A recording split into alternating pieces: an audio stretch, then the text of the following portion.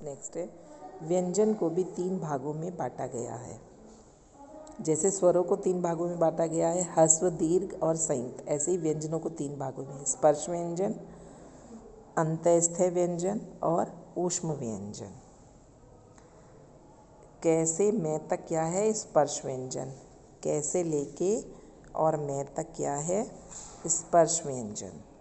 अंतःस्थ ये, रे, ले, वे, ये क्या है? अंतःस्थ व्यंजन। फिर है शे, से, ये ऊष्म व्यंजन। अब देखिए, कैसे काके, काके यानी कौवा, कैसे खगे, खगे यानी पक्षी यानी बर्ड, ग से गजह, गजह यानी हाथी, ये संस्कृत के वर्ड्स हैं। घ से घंटिका यानी घंटी, अणे खाली, च से चंद्र है, चंद्र है यानी चांद, छ से छात्र है, छात्र यानी विद्यार्थी, जैसे जालम, जालम यानी जाल, झरे, झे झंडा है ना, झरे, झरे मीन्स झरना। फिर है अणे खाली। फिर है टे यानी टोपी का, टोपी का मानी टोपी, ढे ढालनी, ढालनी यानी करघनी। फिर है डे, डे यानी डालिम, डालिम यानी डाली में है, डे डाली में है यानी अनार। ढे ढोल है, ढोल यानी ढोल, अणे खाली। फिर है ते, ते से तरु, तरु मीन्स पेड़, थे, थे मीन्स पहाड़, तो गलत है शायद, थ मीन्स पहाड़ कह जगह, पर्वत है होना चाहिए था, थे मीन्स पहाड़। फिर है दे, दे यानी दुग्धम, दुग्धम यानी दूध, इसको छोड़ देते हैं, अभी देखते हैं।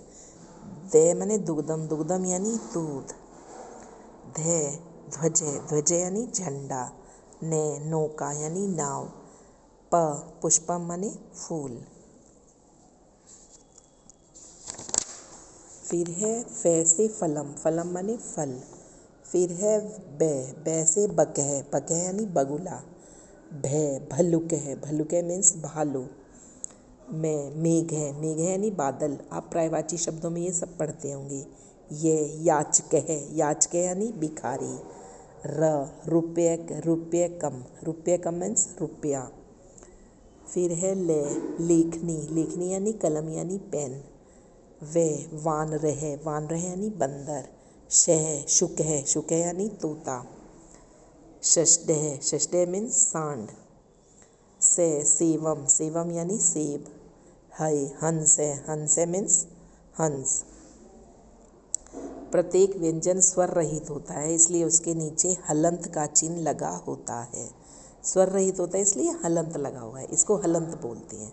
ये जो बाहर को निकला हुआ है इसको हलंत बोलते हैं।